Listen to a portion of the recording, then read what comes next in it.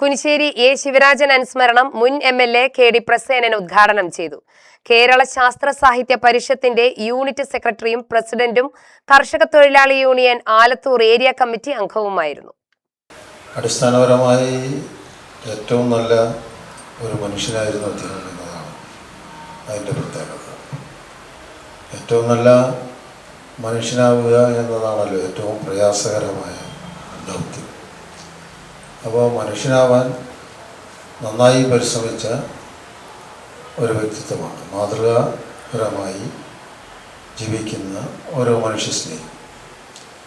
അതുകൊണ്ട് തന്നെയായിരിക്കും അദ്ദേഹം കേരള ശാസ്ത്ര സാഹിത്യ പരിഷത്ത് പോലുള്ള പ്രസ്ഥാനത്തിൻ്റെയും കമ്മ്യൂണിസ്റ്റ് പാർട്ടിയുടെയും അതുപോലെ തന്നെ മറ്റ് പൊതുജനാധിപത്യ കൂട്ടായ്മയുടെയും എല്ലാം ഭാഗമായി ഏതെങ്കിലും തരത്തിലുള്ള സാങ്കേതികമായ കക്ഷി രാഷ്ട്രീയത്തിൻ്റെ ചിന്തയുടെ ഭാഗമായിട്ടല്ല അദ്ദേഹം സാമൂഹ്യ പ്രവർത്തനത്തിൽ ഏർപ്പെട്ടത് എന്നാണ് ഞാൻ കരുതുന്നത്.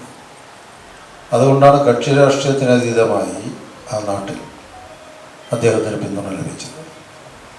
അദ്ദേഹം പ്രവർത്തിച്ചിരുന്ന മേഖലകളിൽ അദ്ദേഹത്തോടൊപ്പം ജോലി ചെയ്തിരുന്നവരെല്ലാം ഒരുപോലെയാണ് അദ്ദേഹത്തെക്കുറിച്ച് പറയുന്നത്. എരുമയൂർ ഗ്രാമപഞ്ചായത്ത് പ്രസിഡന്റ് സുജാ ശിവരാജന്റെ ഭർത്താവാണ്.